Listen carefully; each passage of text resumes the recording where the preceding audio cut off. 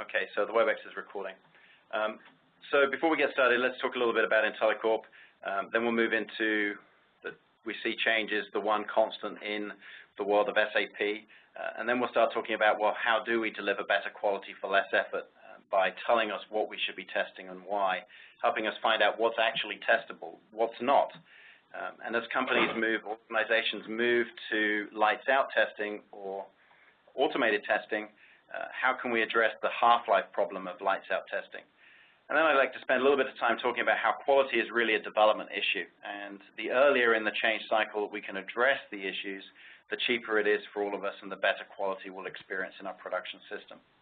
Then we'll showcase a number of these areas in the form of product demonstrations before I get to answering all of the questions. So first, a public service announcement. This is me. In 2009, I was diagnosed as diabetic. I think I have it pretty easy. A few pills every day, the odd blood test, and watching my diet and a lot more exercise has made my life significantly better. My godson, however, diagnosed at 4 years old, has a very complicated life, indeed spending 2 weeks in hospital just last month because of insulin overdose. So I do support Diabetes UK as my preferred charity. And this was me last year attempting to ride up the smooth rolling hills of South Devon in the United Kingdom. So if ever you come to England for a holiday and you'd like to experience the South Devon hills, I suggest you bring an internal combustion engine because they're anything but smooth. But this year we're upping the ante a little bit, and Richard Hurst of IntelliCorp and myself will be riding from London to Paris on the 6th to the 9th of September, and we're hoping to raise £2,500 for Diabetes UK. All right, so that's the end of my public service announcement. Oh, other than I think I've just worked out why I was struggling to ride up these hills, it looks like I've got my fingers on the brakes. So good note to self to not do that this time around. Okay, so why IntelliCorp? The three main reasons are in the boxes on the left. I mean, the fact is you can go from installing our software to having usable results in less than a day.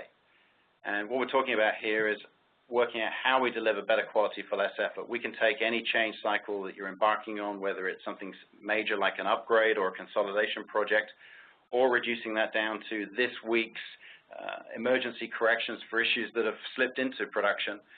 We can go from installation to actionable results in less than a day.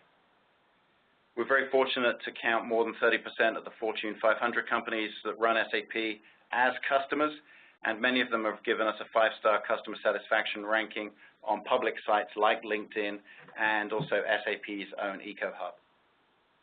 But as a company, we've been in business now for over 30 years, solving complex problems with great software.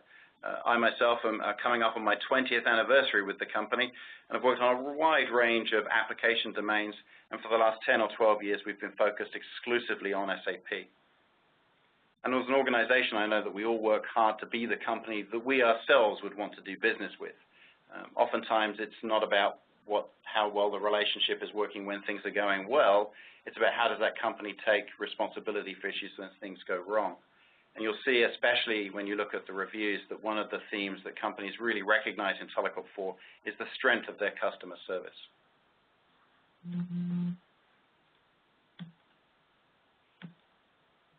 I should point out, if you're a user of the EcoHub or are looking for our content there, in a couple of months it's going to be replaced with the SAP Store. All of our content will be moved across, and we'll update all of the links on our website accordingly.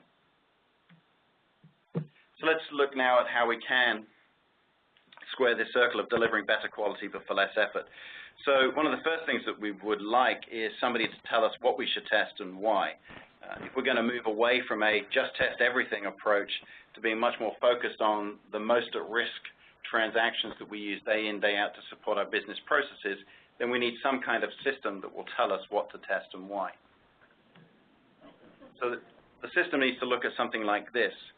It needs to consider everything that we're changing in our SAP environment. I think of this as the DNA that makes up our SAP implementation.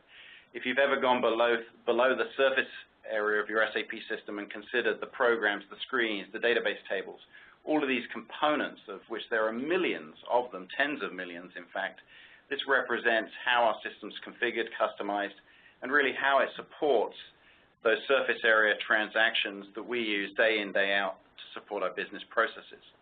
So when we change the DNA, what we'd like is some visibility of the transactions that will be affected, why they will be affected. And we'd like some visibility as well of the business processes that will be impacted. So really our question becomes one of, tell me about the impact. Now on this chart, it looks very straightforward. We just simply follow the arrow from the yellow changing objects up to the green transactions, and now we know what to test and why. Unfortunately, there's quite a lot of complexity involved in looking at one of those arrows. And this illustrates it with some numbers from an SAP impact analysis that we've supported with our LiveCompare product. There are millions of dependency chains, that is, links between all of the different parts of the SAP DNA that connect those things that are changing to those surface-level transactions that we use day in, day out. So while not impossible, I certainly think it's impractical for us to consider trying to find or discover these pathways by hand. So what often happens, because the frequency of change and the scale of those changes is increasing, we always force back to just test everything, just test everything. And certainly conversations I've had with business users that are more often than not drafted in to support the testing is we've reached a point of saturation. There's just no capacity left to continue with a test everything approach. So we've got to find a smarter way to do that impact analysis. And if we accept that it's impractical for us to do it by hand, then the only other option is to look for an automated system. Now, of course, being the CTO of IntelliCorp, I'm going to tell you there is just such an automated system, and it's called IntelliCorp's LiveCompare product. Let's look at some of the results from real customers.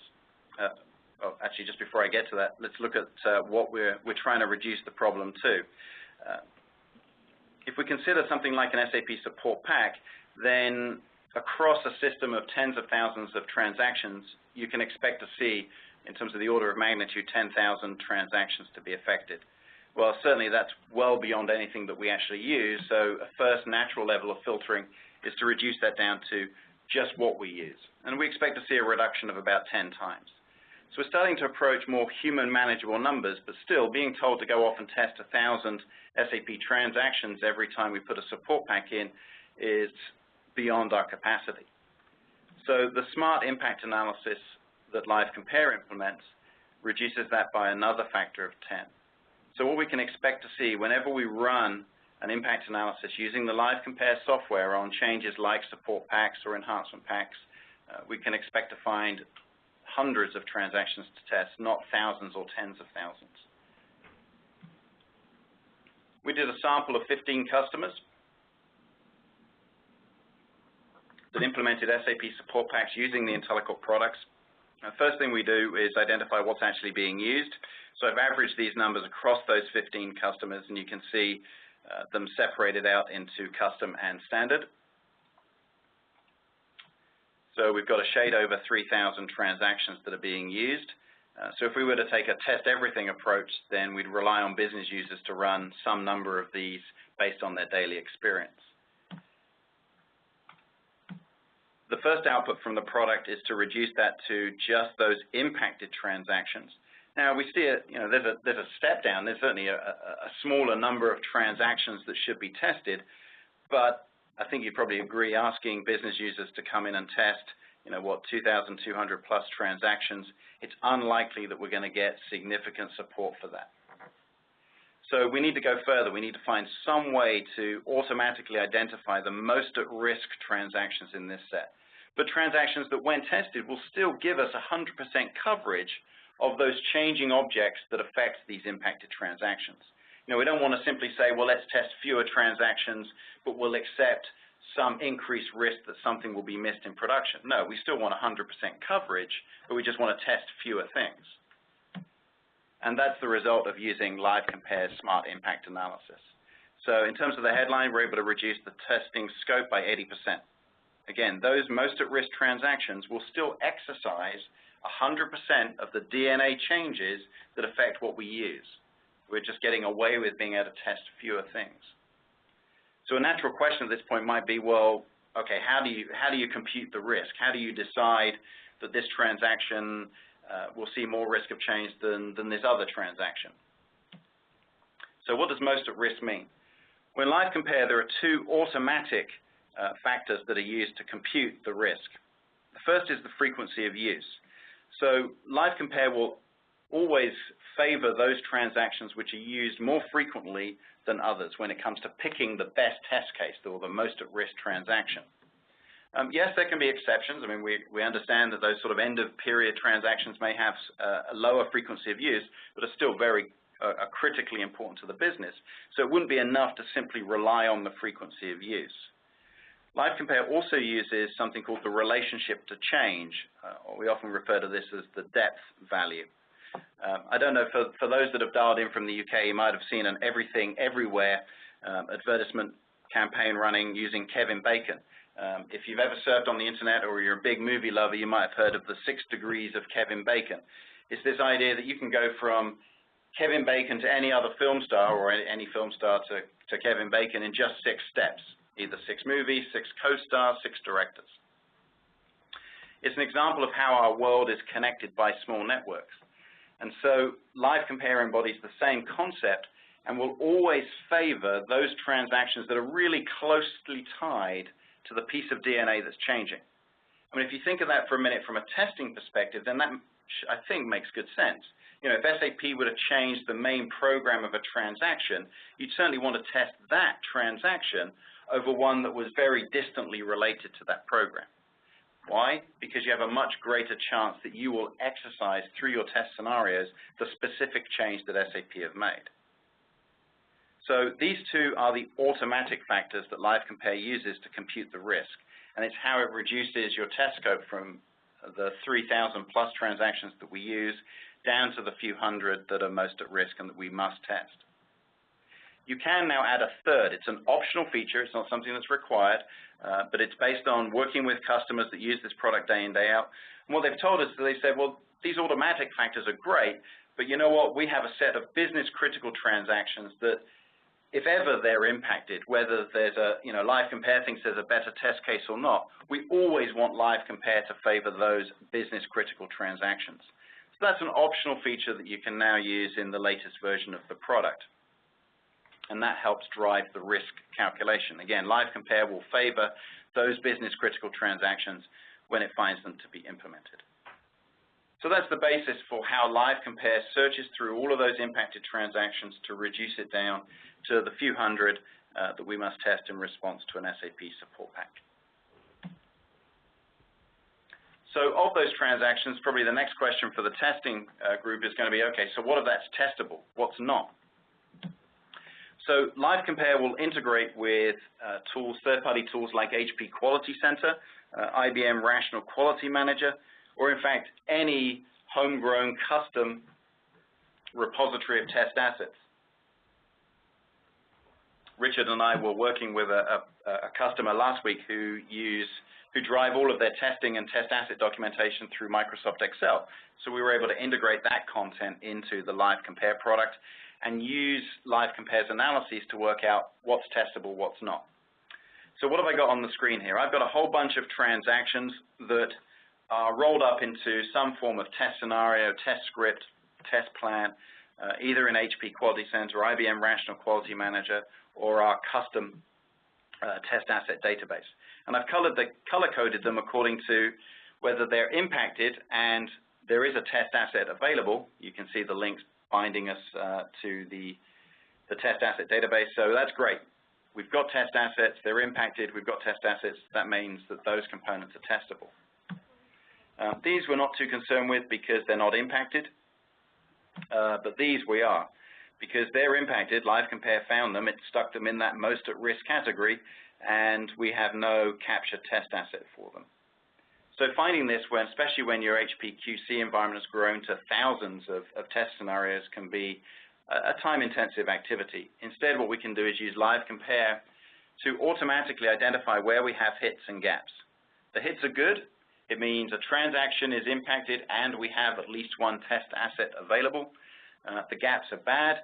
It means we have an impacted transaction for which there is no captured test asset.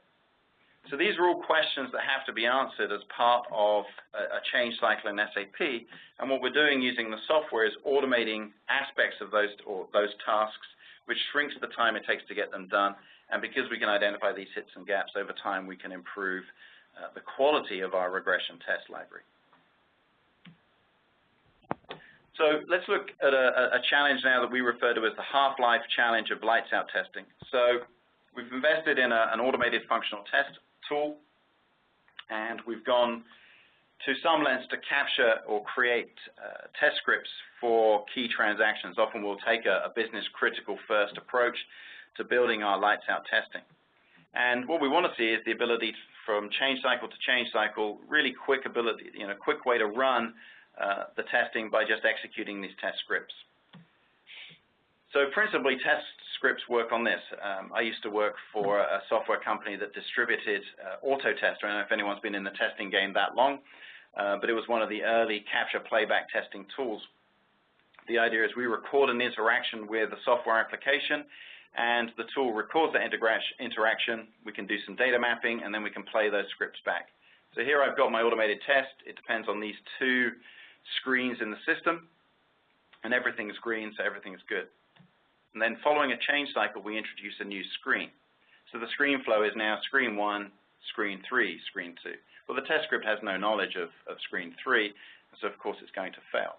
Now you can argue, well, that's one of the reasons why we have these automated test scripts, to find these problems. But the challenge that we've seen is that, or I think the difficulty we see is that you don't discover these problems until you start the testing, which comes right at the end of the change cycle.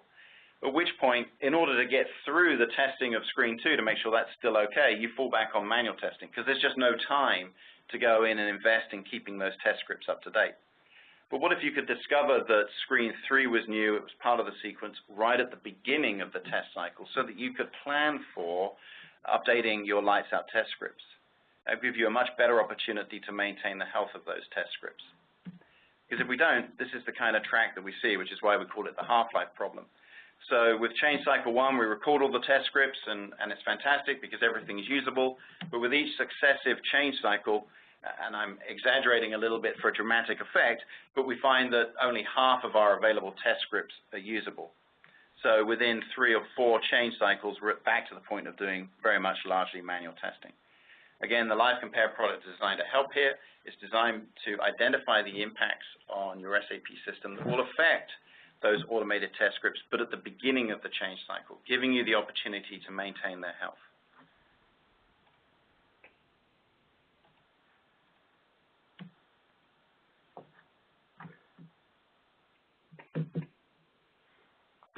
Okay, so before we get to the demos, let's cover one last topic, which is the qualities of development issue.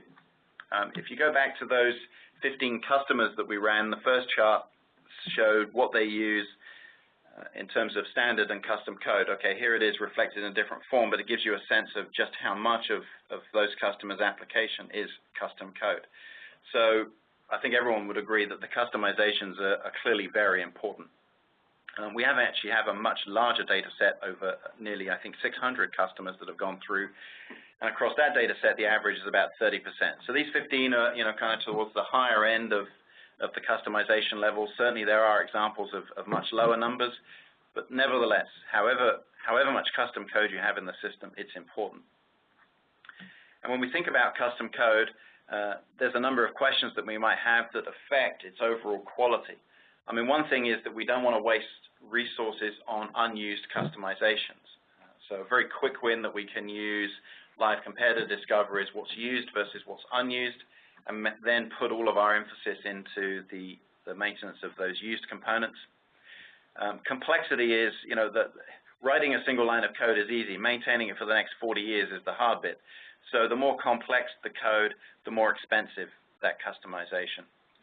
And it means that those customizations become hard to change in the first place. Well, then we become a bit of a bottleneck when it comes to responding to this ever-increasing number of business change requests. Performance is an issue. Oftentimes, I'm sorry, let me just go back and finish the points about complexity. It's hard to change it in the first place, and because of all of the different conditions and different ways that it can be run, it becomes much more difficult for us to test it. And because of our ability to test that component, we're more likely to experience production defects. And production defects are expensive. I was just looking at some Forrester research where, for some of the world's larger companies, they've calculated that a single hour of downtime at the low end is $500,000. A single hour of downtime in production, $500,000. So we certainly want to avoid the production defects in our customizations. Performance is another area.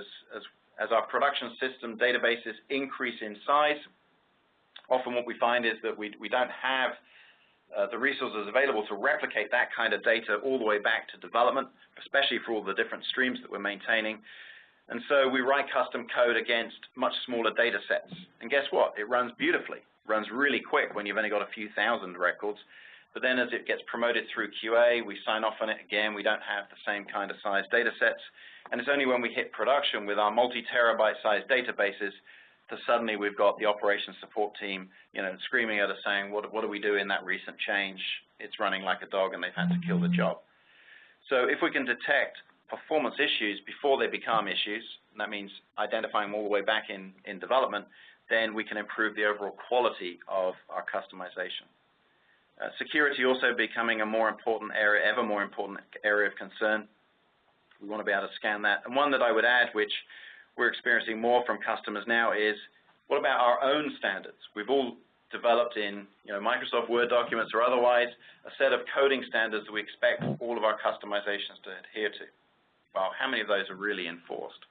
Well, through the use of the LiveCompare product, we have a way to enforce those and use LiveCompare as part of a quality gate. We're not going to accept changes from development unless they meet our complexity requirements, our performance targets, the requirements on security, but also satisfy all of our custom requirements, custom standards.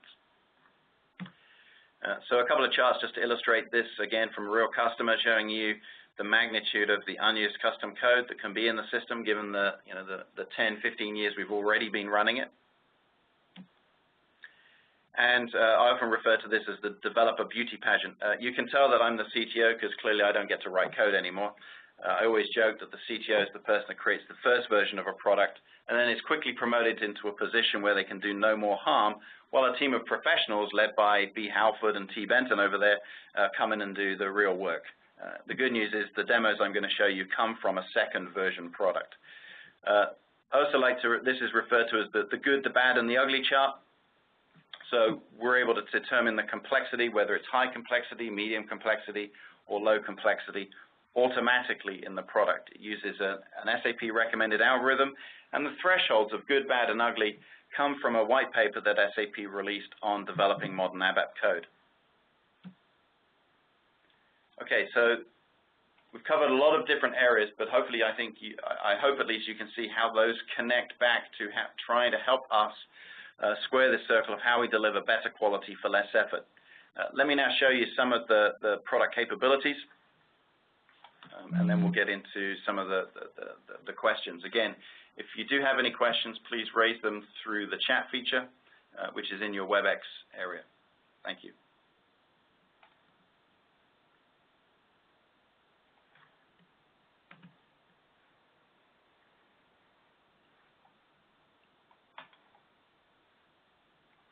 Okay. So the first thing I want to do is use LiveCompare to run that smart impact analysis. Think back to the chart where it showed me used, impacted, and the most at-risk transactions. So how do I set that up? What's my user experience like? So I'm going to run what we call the Smart Impact Analysis app. And for the purpose of demo, I've pre-populated it, as you can see, with the list of transports that make up this SAP patch upgrade. If this were a custom release, then you'd expect what you would put into here are the names of your custom development transports. Any kind of change that's being propagated through a transport can be analyzed using this app. Okay, so very simple to set it up. Just paste those data values in and then click Run. Now, I'm not going to sit here and wait the 4 to 6 hours, or I should say 4 to 8 hours that it could take to analyze an SAP support pack of 3 to 300,000 objects that are changing in the system. Sorry, 3,000 to 300,000. Instead, in true Blue Peter fashion, I've got some results that I prepared earlier. So I'm just going to save those, and then we can take a look. Okay, so the very high-level results come out in the form of a dashboard that illustrate the current change cycle. So again, you get a chart just like we've seen in the PowerPoint presentation, but it also puts it in the context of past change cycles. So in this fictitious example of a company called Acme Incorporated, they've moved to a quarterly change release cycle.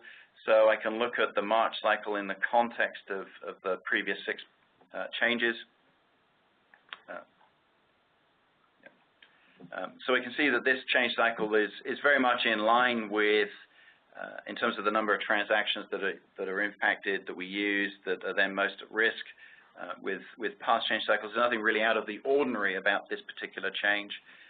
I can also, through the interrogation of my HPQC or IBM Rational Quality Manager or custom test asset database, I can see what our coverage is like. So you can see here that when considering our used, we're really only at about 50% coverage of what's available, a little bit less than that. About 50%. Again, on the impacted, we're a little bit light in terms of our coverage, but the most at risk is creeping up. And in fact, one of the reasons we see LiveCompare being used, especially when integrating the change analysis with what's testable, is it can help you prioritize your investments in building that regression test library. So that's reflected in the past view of what's testable. You can see that while we've not really increased the percentage of what's used significantly, we're getting much better at creating tests for those most at-risk components. So that's a way, again, of putting in less effort, but getting more quality out as a result. Certainly, you can peer behind the scenes of all of these numbers. I've got a link here to the detailed report that LiveCompare produced, which gives me a flat list to start with, sorted based on the usage. Remember, usage was just one of the 2 automatic factors that LiveCompare uses when determining risk. And we can also get right down to the why those transactions and programs were identified as most at risk in this admittedly very dense information report. So let's just make that a little bit bigger and scoot along to the end just so I can show some custom components. But what you can see here is the transaction, its program, and the SAP object that it depends on. Think back to the transaction depends on SAP DNA. And I mentioned the second factor in how we compute risk, the relationship to change, otherwise known as depth. So you can see that the product is always wanting to pick those transactions which are really closely related to the changing objects, because that gives us the best chance of exercising that change when we come to do our testing. But if LiveCompare has to go deep to find the relationships to the changing objects, it will. Okay, so that's the level of depth you can go to. You can also take each of these changing objects and actually do a side-by-side comparison. So if you want to see the lines of code that SAP have changed, or the rows in the database tables, or how they've modified the structures, you can get down to that side-by-side view using the LiveCompare product.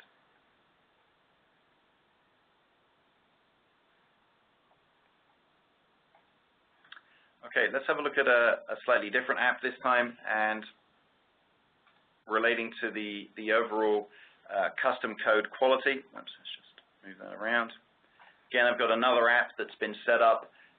This one doesn't take any input parameters. In fact, in normal operation, you wouldn't run it this way. You'd set this guy up to run automatically every week, and it would just update that dashboard, or maybe the frequency you want to run it on is every change cycle, every quarter, every week, every day. But just for the purposes of demo, I'm setting it up this way. So again, that one can run, and it won't take very long to compute the results. So if we open up those, let's just save it again to, whoops, there. Okay, And this is a dashboard that one of our US-based product specialists has created in response to working with a range of customers. So he's blending together in this dashboard lots of different analyses. You can see some of the impact analysis again coming in, but also the good, the bad, and the ugly in terms of our complexity. We're also looking at things like missing code. So this is customizations that things that they use just aren't there any longer. Or in order to promote modernity in our SAP applications, we want a nice modern SAP platform. We've got analyses that will look at using out-of-date, obsolete ABAP features.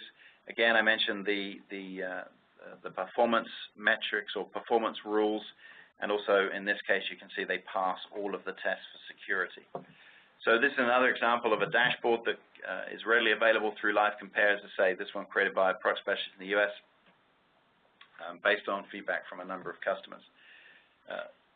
How did all of these results actually come to be? I mean, I've seen an app, but there is a very powerful and flexible tool sitting behind all of these dashboards in the form of LiveCompare. So I want to peel the curtain back just a little bit and show you some of the underlying tooling capability. Because what we see with customers is that once they've exercised these dashboards and the high-level summary results, they start to think, well, what else can I answer using the LiveCompare product? And that's when they start using the workflow-driven model that we have implemented in the tool. Okay, great. I see a number of questions coming in. I will get to those at the end of the demonstration. Just a couple more demos to go.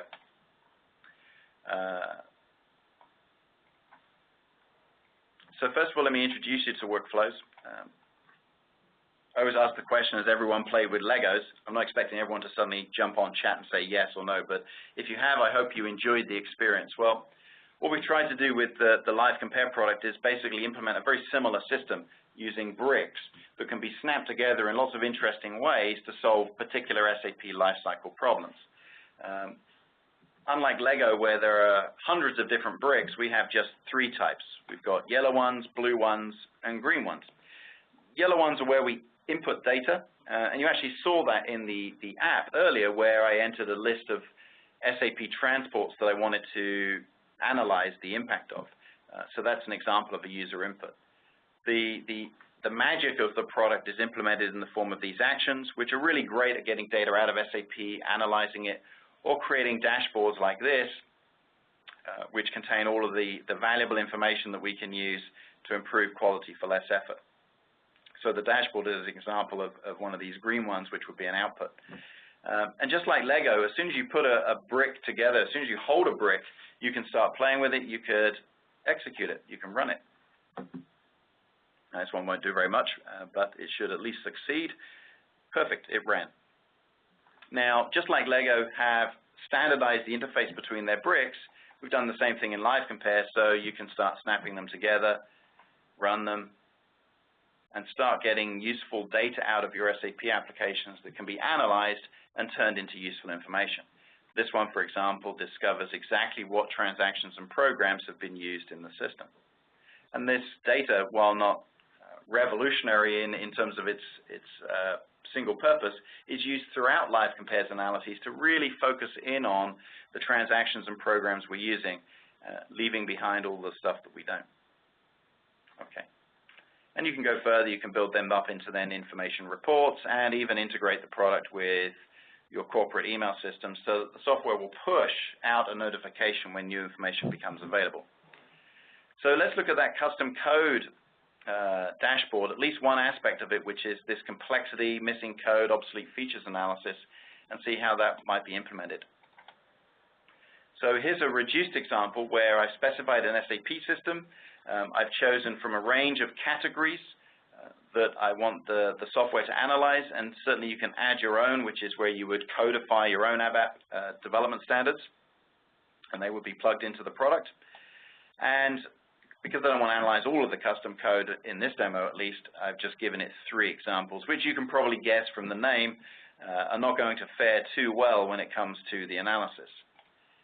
And just to help do a little bit of name and shaming, I don't know if you're into the whole gamification of the enterprise, but it's always interesting to publish the league table of developers and the code that they create, because nobody likes to be at the bottom of the league table.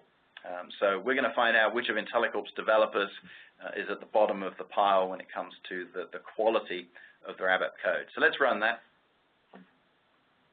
And this is all happening live. It's reaching out to our SAP system again, extracting all of the data that it needs, analyzing it against those rule sets.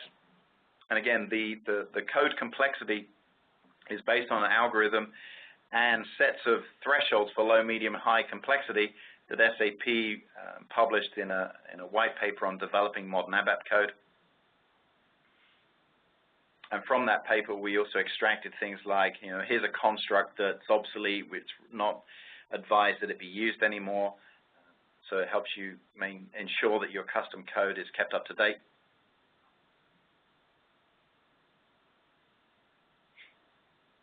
Like all great live demos, it always runs 5 times slower when you're presenting it to everybody. Okay, we should be there in just a second.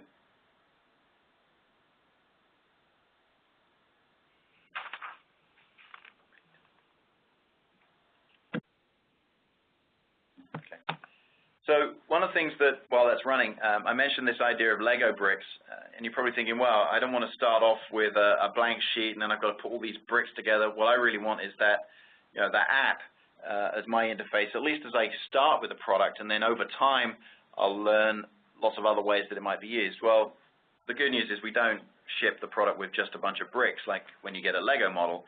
We actually ship it with fully formed models that you can start playing with through that nice, simple HTML web interface. So if I come up here to my data view, I've got a whole bunch of templates, and you can see that they've been categorized. Some are tied to specific SAP applications, like in human resources. The unique implementation, particularly of payroll, warrants specialized analyses or some of the Java stack technology analyses. Otherwise, they're tied more to events like SAP upgrades, where it's a significant event in the life cycle, so we've created 15 specific questions that we ask about the upgrade and answer them automatically across development and testing and interfacing and security and end users and training and so on. Earlier we were thinking about the impact analysis of support packs. We consider those to be large change impact analyses. So again, you can see that the models can get quite sophisticated in terms of how we lay the bricks out, much like the Lego models that you might have played with or still play with. But the key takeaway here is that they come fully formed, okay, and you can run them straight away through that nice, simple web app interface that I showed earlier. One of the things that we've responded to based on some customer feedback is that, okay, it's great that you can analyze the 300,000 changes in SAP support pack, but what about helping individual developers that might be working on a very seemingly localized change in response to a business change request, but they certainly can't afford a turnaround time of measured in hours. I mean, even 2 hours would be way too long to help a developer understand the impact of their seemingly localized change. So we have a new impact analysis. We call it the small change impact analysis to help differentiate it from the large change impact analysis. This takes a slightly different approach and is really to be used by individual developers that are either thinking about making a change or they've already made it to maybe a function module or a program. Just want to get some visibility at the transaction level what the impact is. Is it really a localized change? Great, we're good to go. Or is it it has much larger effect across many custom modules of SAP, customized modules of SAP.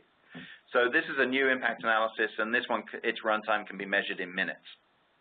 So it's great for use by developers.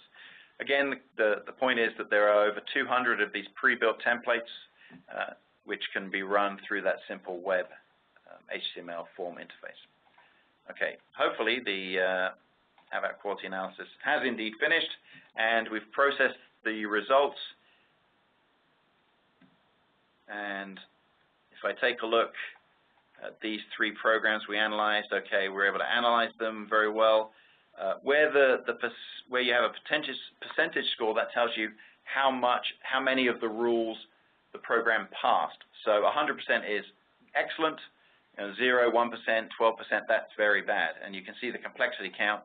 We even write it out as ugly if it's complex. So Pete James gets the award from the IntelliCorp development team for creating these terrible programs that we would not want to promote into production. Again, we can now use LiveCompare as part of our quality gate. That means we won't accept changes from development unless they have satisfied our quality requirements in terms of complexity, obsolete features, performance, and security. We're not then going to waste time testing things which only break in later on in production because they're so highly complex. We're not going to waste time testing things in production that are going to run really poorly in production because of the much larger data sets. So this all comes together to help us deliver better quality for less effort. One last demo and then I'll get to the questions. So far we've really considered the SAP DNA up to the world of transactions or the surface level of our SAP environment. What about those business processes that I showed in the chart at the beginning? Well, for that we can share information from our LiveCompare product that we've been looking at here with another of IntelliCorp's products, which is LiveModel.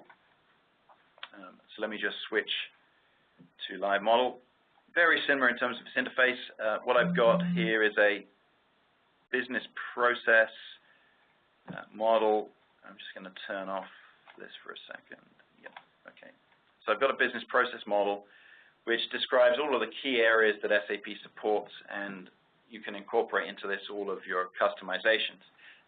What I've got here is no indication of what we use, what's impacted, what's testable, but just by turning on this display specification that was created automatically by LiveCompare and going back into the diagram, you can now see that it's been annotated. And now there are three annotations I've got: red, green, and blue. The blue means that we use it. So I often focus on this little diagram minimap. This, to me, gives me the best overview of the data as it's been loaded into the process model. So blue tells me I use it, so I can see a few areas of blue poking through. I can see a bunch of red, which tells me it's impacted, and I can see quite a lot of green, which tells me it's testable. So the areas that I think naturally you should be most concerned with are where you can see red, because it means it's impacted, but it's not testable. And that goes back to that integration between LiveCompare and HP, which allow us to discover the available test assets, but also highlight the gaps. Okay, let me switch back to here. Just a quick wrap up on the slides, then I'll get to the questions. So we've talked about a number of areas as it relates to the overall quality of our SAP implementation. I mean, I think everyone will agree that change is a constant, and from the discussions I have with SAP users and the people that use IntelliCorp's products, the change isn't going to go away. The pace of change isn't going to slow down. The scale, complexity, magnitude of those changes isn't going to decrease, and we're at a point where we are saturated when it comes to relying on our business users to take a test everything approach. So we've got to find a smarter way to do that. It's very hard to know what to test. Back to that seemingly simple arrow that connects the DNA to the transactions, and then it just explodes into complexity of millions of dependency chains which are hundreds of objects long. It's impractical to expect us to analyze that by hand. We've got to automate the analysis. We've got to get smarter about doing that. It's hard to find the right test assets and identify the gaps. Trawling through an HP quality sensor repository with thousands of scenarios to find the right ones to fit this support pack or this custom change. Again, it's time consuming, it requires manual effort, it's hard to do. We can automate that activity. As we move to a lights out testing approach, we should be conscious of what happens when new screens get injected into the flow, a new mandatory field shows up on a screen. It's not good enough to only find out about that when we run the script in the week before we go live. Ideally, we need to know about that right at the beginning of the change cycle so that we have an opportunity to maintain that automated test script. And we've talked about quality is a development issue. It's very expensive to fix quality problems in production. I mentioned the Forrester research that's published for the world's larger SAP customers, $500,000 per hour, and that's at the low end. So we don't want to have poor performance, highly complex, programs that use out-of-date, obsolete features. We don't want those to escape development. So through the combination of, primarily we've looked at LiveCompare here today, which operates at that DNA and surface area level of our SAP system. We can do smart impact analysis. We can tell us what we should be testing and why we should test it. We can automatically identify what's testable, where are the gaps, and we can keep our automated test scripts fit and healthy, and we can ensure that poor customizations never escape our development systems. For further information, again, for everyone that's on the Webex, at least with the email addresses that you use to sign in with, I'll send out this presentation, then you get the direct links. We do have a YouTube channel where our product specialists have been capturing the experience of customers and creating short videos that focus on key challenges in the SAP lifecycle and how they're addressed with the IntelliCorp products. I think a couple that are relevant based on this session are one where we go into a little bit more detail around SAP, IntelliCorp, and HP, an integration story. And then there's one that focuses on the object impact analysis capabilities, or the smart impact analysis. We do maintain a community site called iShare, and if you really want to get into the ugly details of the good, the bad, and the ugly of custom code complexity, there's an excellent blog post from our lead developer of that capability that's published there. Again, all the links sat behind this slide. So if I was to leave you with one thing, it would be that give me a place to stand and LiveCompare, and I will move the earth. That's how you should think about LiveCompare. It's the lever that we can use to increase our individual productivity, the productivity of our team, and overall the effectiveness, efficiency with which we manage change in our SAP lifecycle. And it's not just about today's upgrade or tomorrow's support pack. It's about every change activity that we process through SAP. Well, thank you very much for your time and attention. I'm now going to go through the chat. I'll scroll back up to the top. If you've got any other questions, please do make. Oh, I'm sorry. I'm sorry, Brad. Your question has scrolled off, and I should have scrolled back up to the top, so I didn't see your request to make the screen full size. I'm sorry about that. Hopefully, you're able to capture some of the details. Let me answer this question. Why other than transaction SQLs not considered for impact analysis? Today, many customers use web dimpros, ABAPs, BSPs, web UIs, web services, proxy objects, which need to be identified as the impact analysis. Yes, I've focused in on just one area of the impact analysis. Earlier, I expanded the impact analysis folder, and there were a whole series of pre-built workflows for analyzing different kinds of impact. I mentioned human resources as having a unique implementation in SAP, and there is a specialized impact analysis for HR payroll support packs. Again, they're not function modules, they're not programs, they're not analyzed in the same way as the stuff I've shown you today. They're analyzed in a different and unique way. Similarly for BW, again, as a whole set of DNA objects which are unique to the BW system. LiveCompare understands those and has a specialized impact analysis for that too. How does LiveCompare get the usage data for this analysis? There are three ways. One is it will read it directly via an RFC connection from your production system. That's the most accurate and probably the easiest way to get data, the usage data. The second way is that you could log into production and run a standard SAP report, which you dump out to a flat file, give to LiveCompare, and it will load it that way. And the third way, which is really a hybrid of those, what some customers are doing is creating a much larger rolling window of production history data in their LiveCompare machine, because I think the default for SAP systems is 3 months. You might want to start recording the data for longer, but not in SAP itself. So customers create a sort of a hybrid approach where it's really read directly from LiveCompare. Okay, so question here. So LiveCompare products at a threshold of 10 recommended, which makes the tool return with a higher number of executables. How to convince the dev team? Okay, so this is a very product feature specific question. When we talked earlier about how we compute the risk and how that then led to the most at-risk transactions, I said that there are two fixed factors, the frequency of use and the relationship to change. And based on customer feedback, we added an optional feature, which was tell LiveCompare about your business critical transactions. So it would favor those in its output of most at risk. There's actually another setting that we added into the product, which we call the recommended threshold. It gets a little bit technical, but it's a way of adding in extra transactions. Having LiveCompare say, I've identified that there are 10 most at risk transactions, but I know that based on the way you've used me in the past, you like to add in extra impacted transactions. So this is a way to automate that process. The way I refer to it is a bit like the Goldilocks problem. The porridge being too cold or the porridge being too hot, and what you want is the just right porridge. This is a parameter that can help you manipulate the computation of risk in the product so that you feel comfortable with it.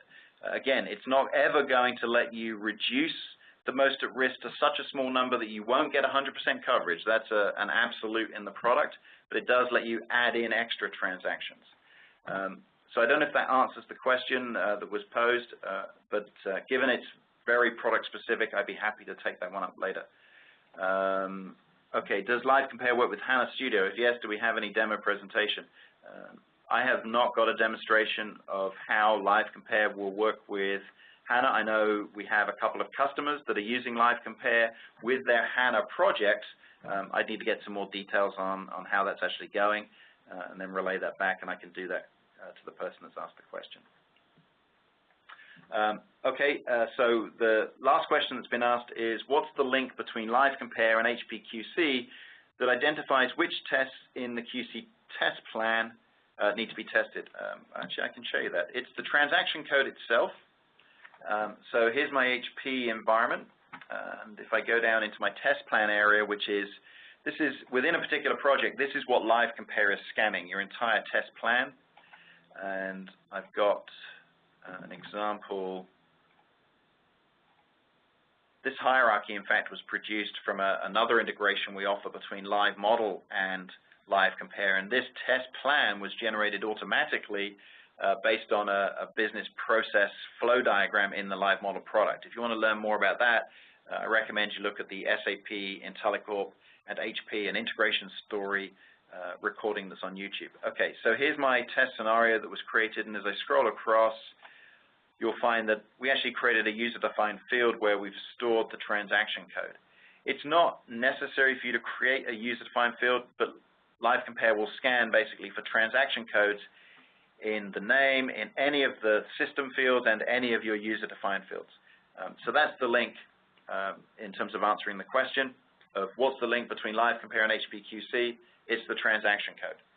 LiveCompare worked out the most at-risk transactions to test. HPQC has a reference to those transactions in its tests. That's how things get linked up. Okay, well, I think we've actually still got another 5 minutes of the scheduled time, so if there are any other questions, please raise them now.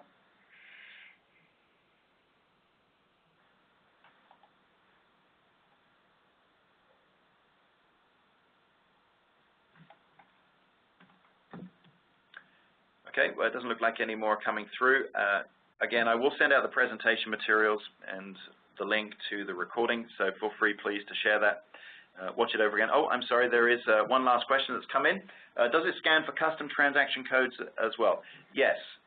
To LiveCompare, they're all transactions. It scans custom and standard with the same ferocity in terms of working to reduce down to the most at risk. So yes, it handles your custom transactions as well. So I think all that remains for me to do is to, once again, thank everyone for your time today. Wish you all a good rest of the day, and thank you. Bye-bye.